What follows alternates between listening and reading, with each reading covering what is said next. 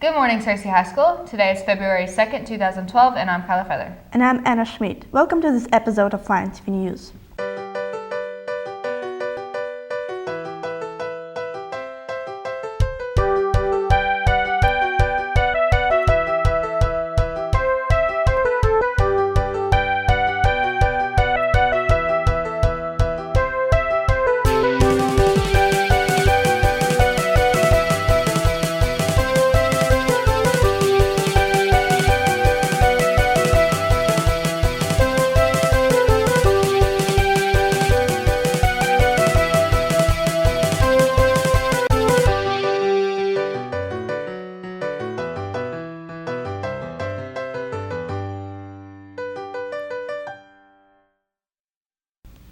And we are back. Time for today's quote. Today's quote comes from Calvin Coolidge. He said, "No person has ever been honored for what he received. Honor has been the reward for what he gave." Well, that's so true. Speaking of giving, Fellowship Bible Church has been holding a fundraiser to help out orphans all over the world. Here's Bradley, Sarah, and me with that story.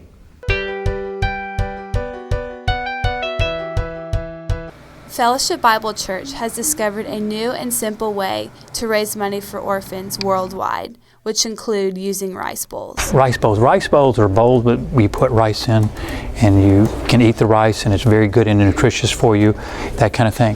But at our church, we have a different view of rice bowl. In an upcoming program we have, that different view is that the rice is not going to be in there. It's going to be money and change that we have that we collect on a regular basis, day to day. Filling up a plastic rice bowl means that you will feed an orphan in a different country for a whole month. Rice Bowls is a ministry that reaches out to orphans worldwide. They're connected to 52 different Christian orphanages all around the world, and they really try to go to places in the world that are very malnourished, like Haiti and India, Ethiopia. And what they do is they take the idea of a little plastic rice bowl that looks like a bank, and all you do is you fill it up with coins and dollar bills, and by the time your little rice bowl is done, you'll have about $30 in it, which feeds one orphan child for 1 month. Some Cersei High School students enjoy being involved in this event and giving their own money for orphans. Just like $30 can save, give money and food and shelter to one child for a month. I think it's a really smart idea because everybody has pocket change and they don't know what to do with it. So just put it in the rice bowl and it helps a kid have food. In my car, like when I go to like Taco Bell or something, I get all this change back, and so I just stick it in my rice bowl. And it's good to know that like I'm like helping out like little kids and like orphans like eat when I have food at home and stuff. And I know that's hard to like realize like they're starving, and I don't even know what starving is. And so it's simple and an easy way to raise money over time for people in need. I really like doing the rice bowls because it's unique and it's different, and it's a lot harder to just give like $20 because it's when you don't make a lot of money, it's hard to do that. But the rice bowls is just giving your spare change. So if you buy something like a coffee and you have 50 cents extra, you can take it home and save it and put it in your rice bowl, and it's really fun. Fellowship Bible will have a party to see how much money they raised and break open the rice bowls. This is a rice bowl, and because malnutrition actually is responsible for the deaths of over half of children worldwide, these little bowls aren't just plastic bowls, but they're really super bowls. And so because they're super bowls, we're going to celebrate as a church by breaking them at a Super Bowl party and counting up how much money God has raised for orphans worldwide through our church. If you are interested in raising money and using the rice bowls, come see any member of Fellowship Bible Church. For LTV News, this is Sarah Grimes. Well, it's really great for them to do that. I agree. Another way to give someone something is by making them a gift. A few students in Miss Rowlett's class have learned just how to do that. Here I am with a story over that.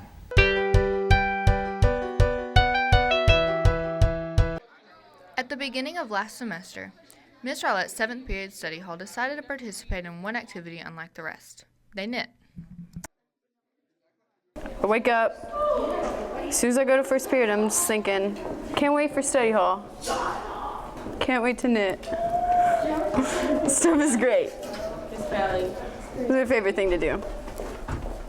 It's best class ever. They have many reasons why they enjoy knitting. Knitting is just, it just relieves your stress and just like, just helps you. You just need to knit. I don't really know why I like to knit. People say that it's a stress reliever. It just kind of stresses me out. But I feel like a lot of things stress me out. But I just like to do things for other people. And I just think it's precious whenever someone knits something for someone else. It's just like, I knit. Like, that's legit. I like to knit because it reminds me of old people, and I like old people. And I'm a socially awkward person, and I have no friends. Except for Callie and Anna Claire. And when we get old, we're gonna knit together in our rocking chairs. And make memories. And talk about the old days. Callie Cummings has accomplished many things in the time she's been knitting. I've made three headbands and a scarf that I'm working on right now.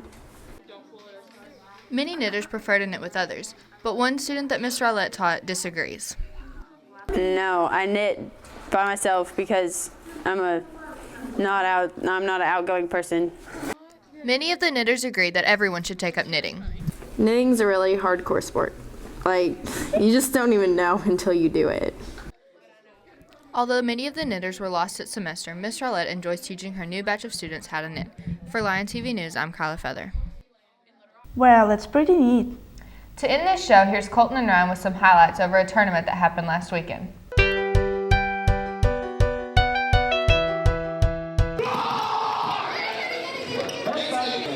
Last Saturday, Thrills on Wheels had its first ever dodgeball tournament. There are many skillful players, but one that lacked in skill made up for in another way. For dodgeball player, you need skill, agility. I have none of those, but I'm black, so. The champions of the tournament had a very unique way of preparing, and as a result, had a very successful outing. I mean, we just had a great team out there. We all just, our agility was good. We were just running around. We were dodging, We watched dodgeball last night before this, stayed up all night, Due to all the skillful dodgeball players in the tournament, there were many injuries throughout the day. I got hit in the face. It didn't really hurt because the balls were like foam. It hurt my pride because it was by like a little 7-year-old girl. She said some profanity, made fun of my shoes.